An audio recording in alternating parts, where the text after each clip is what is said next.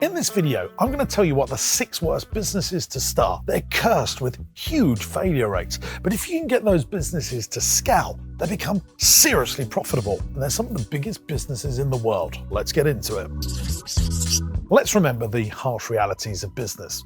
Most companies fail. In fact, only about 50% of businesses make it past their 2-year anniversary, and only 5% get past 10 years old. So the odds are stacked against us. But why is that? Well, they're running models that are just not profitable, but they might be profitable at scale. When Amazon's doing it, when big supermarkets are doing it, when venture capital and private equity are doing it and they're getting scale economies, they can be very profitable. But if you're just starting out, well, you could be taken out of the game before you even know it. Now, the first very difficult business to start is wholesale. Now, if you can get it to scale, you actually can make some decent money. What is the problems with wholesale? Well, you need a big warehouse like this. Warehousing costs a lot of money. You've got to hold lots of stock like I do. So I did start a wholesale business, and I've only got through the pain of building a wholesale business because I had a multi-million-pound business in the background that cash flowed it for a number of years. It's only now really in year 7 of running this particular business that we're starting to see brilliant returns on our time investment, not just our cash investment. Both are now working really well. It takes a long time for people to trust you when you're a wholesaler, and they probably want to use the person that's already established in the market, even if you're cheaper than them, because they're trusting you.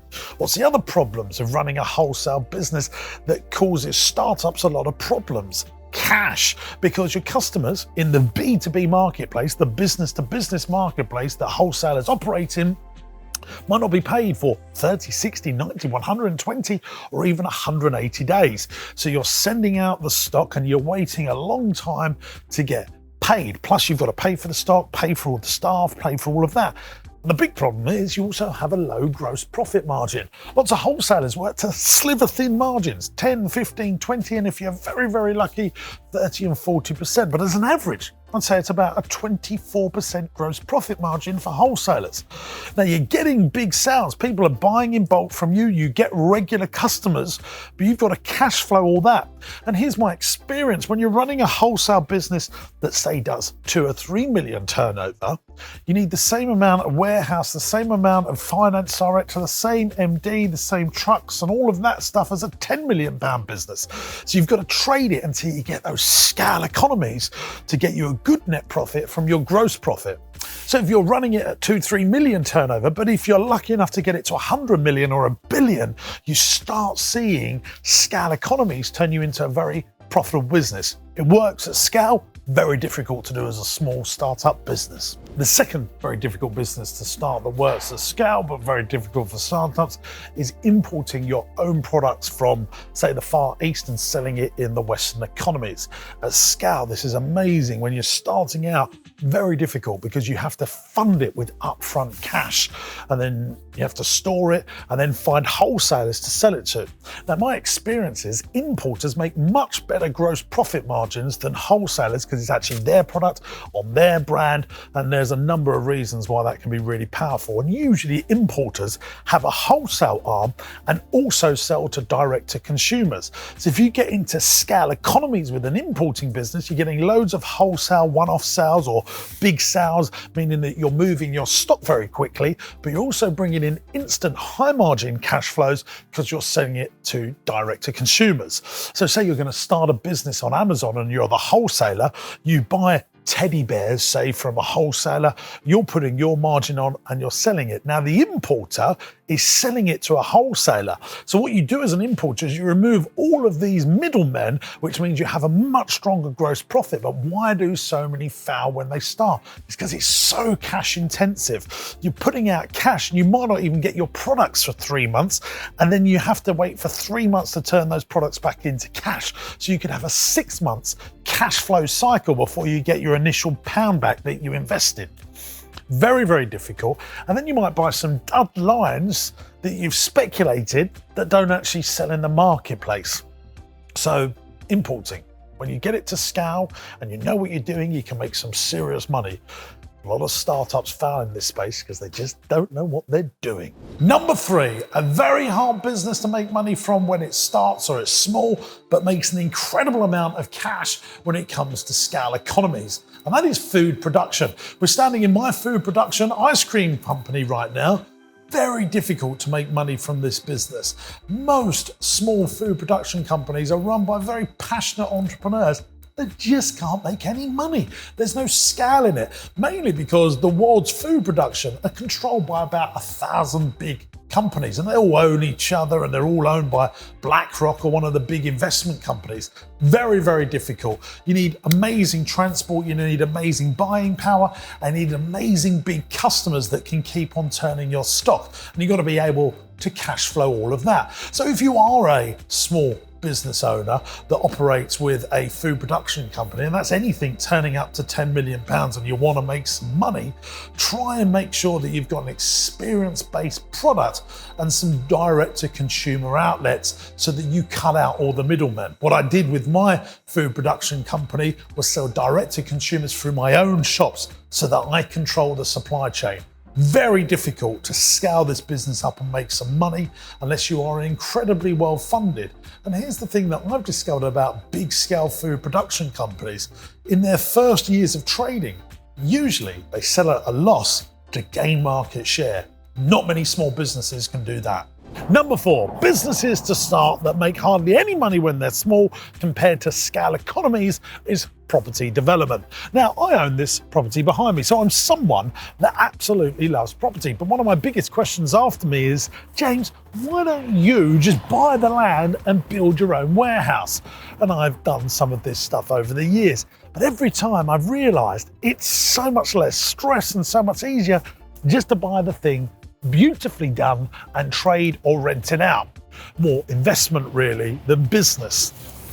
Now here's the thing, if you can build 1,000 warehouses or 1,000 houses, then yes, I think that can be very profitable because you get so much economies of scale. But if you're a small-time property developer, I would argue that if you factor in your time, your brain power and energy, all the fees and using someone else's money to make the property stuff happen, I just don't think it's that profitable. I'm sure loads of people are going to say in the comments, oh, James, I built 11 flats and I've done really well. I just don't think people factor in their time. And if they put their time into a trading business, so much more tax efficient and so much more growth opportunities in trading a business compared to property development, unless you're doing it at scale. Let's look at number 5. I'm super pumped and excited to tell you about our brand new podcast YouTube channel. So my podcast has been on audio only for the last 3 or 4 years, and everyone was saying, James, we want to watch it on YouTube, we want to get it more interactive. Well, your prayers have been answered. We've created a second YouTube channel and we're filming these videos on location in one of my businesses. So go and check it out. I'll put a link in the video description. It's still the usual format where I'm coaching business owners on how I would grow their business. You can still listen to it on all podcast platforms, but now you can watch it here on YouTube. Link in video description. Let's get back to the video. Number 5 is e-commerce.